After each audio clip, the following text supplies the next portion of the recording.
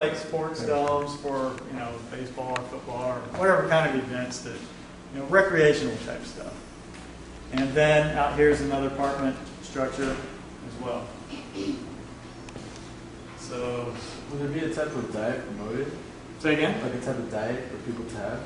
The diet is really, in this type of society, we're going to have access to the highest integrity food possible with the best tasting food as well. Do you want to know if you got So, ribeye and stuff for the morning? In this type of society, I would think so. being it's humanistic, we're not going to have stuff that's going. I wouldn't foresee having stuff that has all these questionable preservatives in there that leads to cancer and Parkinson's disease. So it makes sense to have everything organically synthesized to where it's highly digestible and just extremely nutritious, but yet it may taste like a steak burger or something, And also with nanotechnology, as Jock describes in some of his stuff, with nanotechnology, we can create, say, a steak at the molecular level and build it just with the elements that it has in there without killing a cow. So that's kind of the way of the future right there. They're actually working on an in vitro technology right now over in England. They were able to actually grow a kind of like this sinewy type meat product. You wouldn't want to eat it, but it's the first step where they're actually just able to produce it at a molecular level without, extracting anything from an animal at all. And right now, what they're working on is how to actually exercise this, this material to actually give it a more, meat, kind of consistency to it, so where it would be more palatable and edible for humans, of course. Anyway, so not to that's interrupt. pretty much. I don't know. You guys have any questions about the concept? Or, yeah.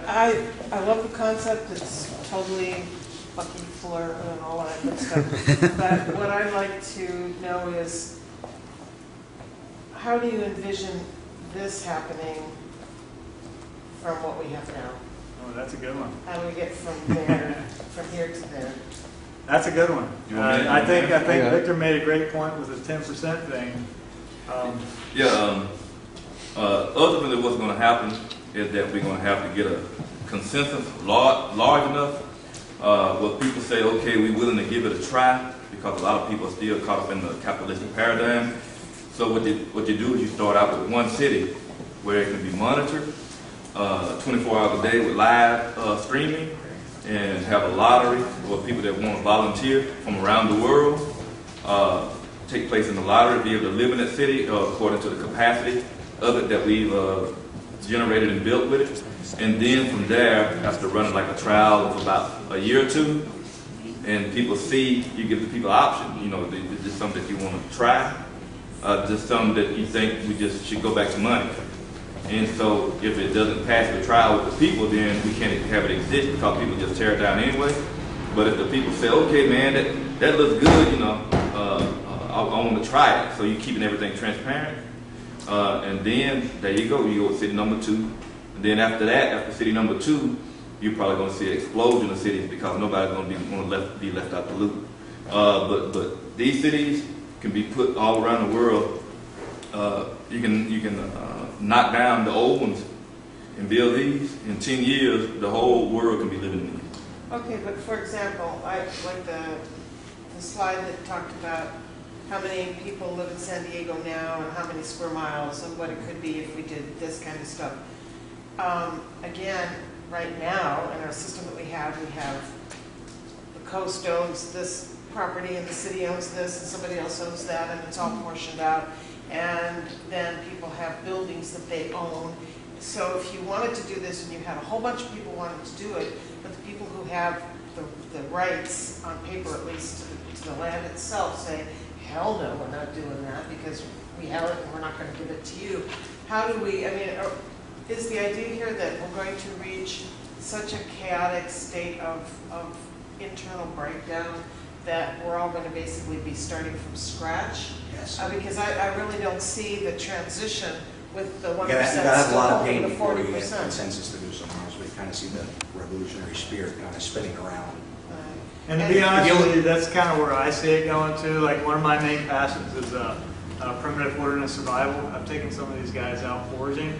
I'm a big-time forager, all about learning about how to live directly off the resources, off the land, just for stuff like that, what you're talking about. And so I've tried to explain what little I know about the Zeitgeist movement to friends, and I'm not an expert, and I defer to my sons, but they always come back to the same thing. Well, but who's going to own the land, and who's going to decide what to do, and who's going to? It's like, well, I don't know. Well, if we are fortunate enough to get to the point to be able to do this, then it would be part of the policy that the land belongs to the people, because the motto of the whole Venus Project, Zeitgeist movement, when it comes to property, is that all the Earth's resources are the property of all of Earth's people.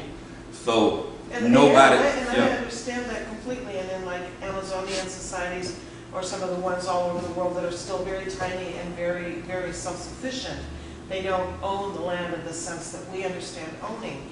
But when you're talking about thousands of people and an infrastructure that needs some structure. How do you? Humans are the only animals that play to live on the earth. I mean, what if I say go out to the center of the ocean? Do you own that? Who owns it? But you can stay out there as long as you want, right? Yeah. You can do the same with land. It's the same thing. Like this. Yeah, it's called maritime law. You can make maritime law apply to land. So that's how they got around being able to have gambling legal. In Mississippi, they said, well, if it's built on water, you can gamble. If it's built on land, you're going to prison. And so it's stupid, but it's just the reality that we're living in. So we are living with outdated modes of thinking. And so when what you do is you just do it. When people ask, it belongs to everybody. But this is just a trial run. When you get your city, it'll belong to you, and it belongs to your kids, it'll belong to your grandkids, and so on and so forth. So. Yeah, and I see the city's concepts initially starting in areas that don't have essentially a population, So you're starting from the ground up and proving that it works. So, another great way to start out, I think, would be to incorporate the city system with, applying it for Social Security disability people that can live there, and then for veterans that, work in the city, because that would appeal to the populace. Everyone wants to help, a combat veteran that's lost a leg, or someone who's inputted into the system for so long, and they're living on Social Security disability, barely making ends meet. So I think something like that would be very appealing to the populace and, much of the governmental structure as well. So that's an angle to start out, and then just grow from there. Yeah, but I mean, once you put it together and have it televised, people love watching TV, that'll be the greatest, reality TV of all, And I think that's the big kick to it, too. You want to have this on live video web stream at all times, because you really want to show that, hey, this works. So that if the government does crack down on it, wants to eradicate it, then, it'll cause a big storm, a big uproar, because people would see, hey, this is a peaceful city. What are you guys doing? See, I think instead what might happen, instead of just build a circular city in a certain area, you'd have pockets of society, like parts of San Diego, develop, kind of like how Cartago started in San Diego, along with other places around the planet. And then you start seeing like certain things marketed towards retired people, like basic needs met, food, water, and shelter at maybe 75 and up or 65 and up. And then we start to slowly lower the age range where it's available to people that are 65, people that are 60. And then people start to realize, we can actually start to live this way. So over time and over generations, you see that starting to manifest. Instead of maybe just, okay, in Los Angeles or San Diego, we're building one big city. It's all volunteer, because the resources to do that are going to come from all around the planet. And I think pockets of society will probably develop first, but it's a possibility. I think a lot of these things will potentially overlap as well. It'll be an emergent process. I've heard some groups already for Venus Project are raising up some money to buy land and start it up themselves. So it'd be kind of like a co-op, with the land. Isn't that the New Zealand project? Yeah, it's something like that. That's what I heard. So you would start seeing maybe a sample city starting there. And I'm telling you, once more people see this, you're going to see a lot more people wanting to be a part of it, I think. Well, yeah, the thing about what's holding us back is that everything is information.